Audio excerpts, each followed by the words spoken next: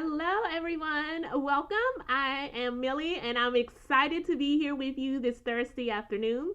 We are going to be talking about today the three biggest mistakes ESL teachers are making when they're planning for the upcoming school year. And of course, I am going to give you plenty of ways that you can fix those mistakes. Now, if you're watching this and you're asking, hey, is there going to be a recording? Yeah, this will be live on the My Adventures in ESL page, so you can always come back and watch the live video, a replay. I want to encourage you all right now to share this with other ESL teachers. There are other ESL teachers out there like yourself, like myself, who need to know what these mistakes are and how to fix those mistakes. So I want to encourage you to share this video with other teachers. So if you're just joining me, I'm Millie, and I'm going to be sharing the three biggest mistakes ESL teachers are making when they are planning for the upcoming school year. So let's go ahead and get started. Now, the first mistake that I notice that teachers are making for the upcoming school year is overcomplicating the planning process for the school year. Now, this upcoming school year is possibly already going to be complicated due to the pandemic. And so I want you to know right now that you do not have to overcomplicate your planning for the upcoming school year. I'm going to be having a training next Sunday on July the 5th at 6 p.m. where I'm going to be sharing with you three powerful secrets that you can use to prepare for the school year. So that will help you reduce some overwhelm, help you reduce your planning time, and help you go into this school year feeling confident. Now, how can you fix this mistake? Well, that's simple, right? I want you to create a simple plan that is structured. Design a simple and structured lesson plan. Design a simple and structured classroom management plan. And just remember not to overcomplicate the process.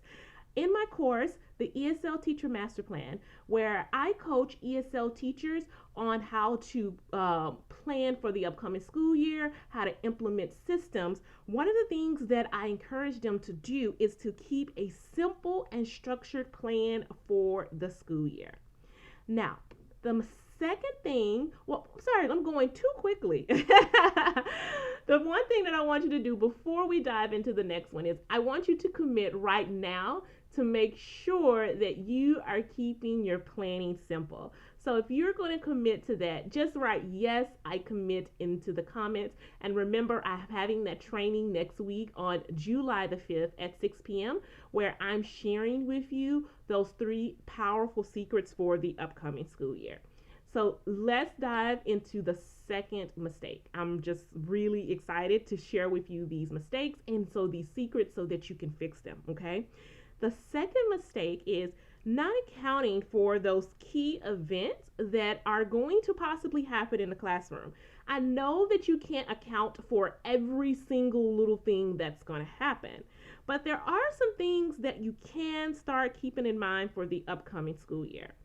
Now, how you can fix is brainstorm key events and then design a plan, a simple plan for them for the upcoming school year. So what I mean about this is that think about things that you know that are probably going to be happening in the classroom. So if we are possibly virtual learning in next year for the school year, then be thinking about, okay, how do you want your students to come into the virtual space?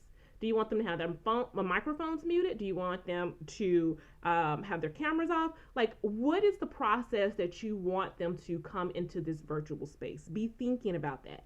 Now, in my upcoming training next Sunday, July the 5th, I'm going to be sharing with you why this is so important to have a plan for your students for the upcoming school year. Even in the midst of all of this uncertainty, you still need to have a plan for the upcoming school year. Now, I want to ask you, can you see how this will make your planning for the school year less complicated? It's going to make it so much easier for you and take so much stress off you by having a plan and brainstorming some of these things before the upcoming school year. Now, the next mistake that I see a lot of teachers are making right now is participating in professional development that is not promoting your growth as an ESL teacher. Now, oftentimes we get caught up in this shiny object of professional development. I know I do this myself sometimes. We're like, oh, I want to go to that professional development. I want to go to this professional development. And I just get excited about all of them. And then I end up going down a rabbit hole of PD that isn't promoting my growth as a teacher. And this is how you fix it. I want you to start looking to invest in yourself right this minute by looking into professional development that's going to facilitate your growth for the upcoming school year. I want you to reflect on this school year and think about next school year and pinpoint some areas of growth. And I've shared this with some of y'all before, but I reflected on my past school year and I noticed that some areas of growth was getting familiar with Microsoft Teams. That's an area of growth. We are using Microsoft Teams. I need to know about this. So guess what I've been doing this summer? I have been attending professional development centered on Microsoft Teams. So when I go into this upcoming school year, I'm feeling confident about Microsoft Teams. I'm not stumbling. If my students ask a question about Microsoft Teams, I can get them the answer on it. So I want to find professional development on that. I also knew last school year that I needed to have stronger writing lessons with my students. So professional development that I'm attending this summer is focused on those two things. So be looking into your areas that you know that man needs some work on and find some professional development that's focused on that. And if you know, I see some of you all in the comments saying, I'm using Microsoft Teams, I'm using Google Classroom, I'm using, I think Edmodo, right? You know what, you have an idea of what your district may be leaning towards, then I want to encourage you to find professional development that's centered around that. So that's the last thing that you have to worry about. I know I am preaching to the choir here, but we still at the beginning of the school year are going to have tons of paperwork to do. That's not going anywhere. We're still going to have to do that. So I know for myself, I don't want to have to be worried about all the paperwork that I have to do and then trying to take professional development on how to work Microsoft Teams or how to do writing. So those are things that I'm doing this summer that I can sit on my couch, that I can relax, and those things that I can do. And I want you to find professional development tailored to those areas of growth. I want you to start doing this by coming to my training next Sunday on July 5th, where I'm going to provide you with 3 more powerful secrets for the school year that can help you plan. Now, I want to know, these things are simple. I kept these 3 simple mistakes for you and 3 simple fixes that you can do right now, okay? Now, so like I mentioned, I'm having a training. It's an hour-long training next week.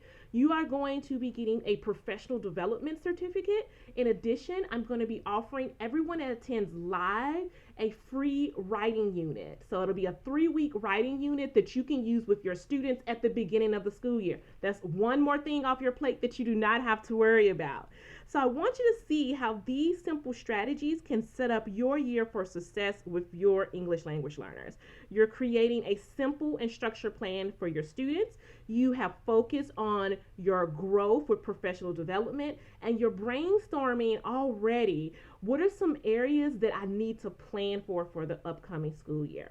So one of the things that I want you to do is imagine what would it feel like if you do not have to spend hours planning and wondering, what do I do for my English language learners? But instead, you could focus on some of the things that you love doing with your students. Now, if you like today's training, I have even more to share with you. I'm having a free online training for ESL teachers this upcoming Sunday. One person has said, I'm curious if anyone knows if there's tailored PD for ESL. Yes, there is tailored professional development for ESL.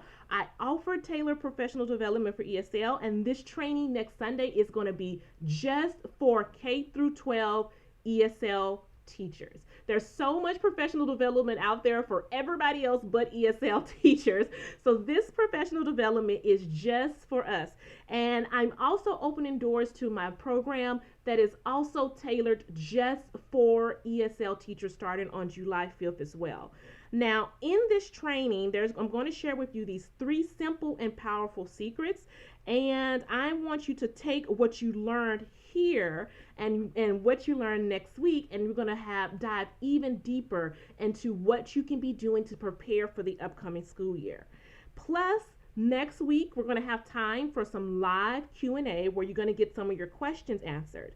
So what I want you to do right now is I want you to go to myadventuresinESL.com/planning, and I am going to also drop that link in here for you as well.